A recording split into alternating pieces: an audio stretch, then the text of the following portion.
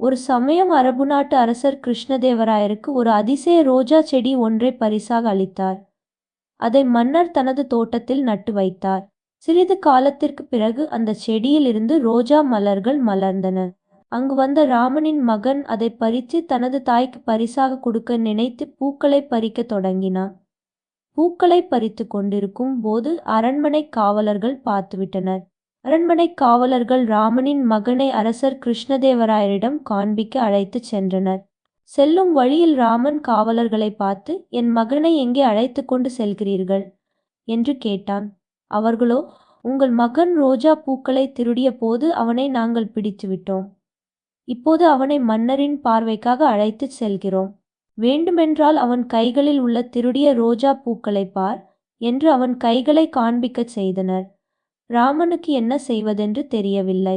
இருந்தாலும் தன் மகனை காப்பாற்ற விரும்பிய ராமன் சிறிது நேரம் யோசித்துதான் அணிந்திருந்த மேலாடையை கழற்றி மகன் மேல் போர்த்திவிட்டான். இன்று வெயில் அதிகமாக உள்ளது. இந்த துணி என் மகனை காப்பாற்றும் என்று கூறிவிட்டு சென்றார். புலிக்கு பிறந்தது பூனை ஆகுமா?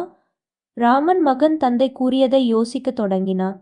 உடனே ஒவ்வொரு பூக்களாக சாப்பிட ஆரம்பித்தான். துணி மூடி இருப்பதனால் அவன் பூக்களை சாப்பிடுவதை காவலர்களால் கண்டுபிடிக்க முடியவில்லை. அரண்மனை காவலர்கள் ராமனின் மகனை அரசர் கிருஷ்ணதேவராயர் முன்னால் அழைத்துச் சென்றனர். காவலர்கள் மன்னரை பார்த்து, அரசே, ராமனின் மகன் பூக்களை திருடிய போது அவனை நாங்கள் பிடித்துவிட்டோம். இந்த குற்றத்திற்கு நீங்கள் தண்டனை வழங்க வேண்டும் என்று கூறினர். மன்னரும் எல்லாவற்றையும் கேட்டறிந்து பின்னர் அரசர் காவலர்களை பார்த்து, திருடிய பூக்கள் எங்கே என்று கேட்டார். காவலர்கள் மன்னரை பார்த்து, பூக்கள் அனைத்தும் அவன் கைகளில்தான் அரசே உள்ளது என்று கூறினர். அரசர் ராமன் மகனை பார்த்து, உன் கைகளை காட்டு என்று கூறினார். அவனும் வெறும் கைகளை காண்பித்தான். அவன் கைகளில் எதுவும் இல்லை. மன்னர் ராமன் மகனை பார்த்து, நீ பறித்த பூக்கள் எங்கே என்று கேட்டார். அவனோ மன்னரை பார்த்து, நான் பூக்கள் எதுவும் பறிக்கவில்லை. என் தந்தைக்கு அவமானம் ஏற்படுத்தவே இந்த 2 காவலர்களும் இப்படி செய்தார்கள் என்று கூறினான். மன்னரும் அந்த 2 காவலர்களையும் திட்டி அனுப்பிவிட்டார். ராமனும் அவன் மகனும் எப்படியோ தப்பித்தோம் என்று சிரித்து கொண்டே வீட்டிற்கு புறப்பட்டனர்.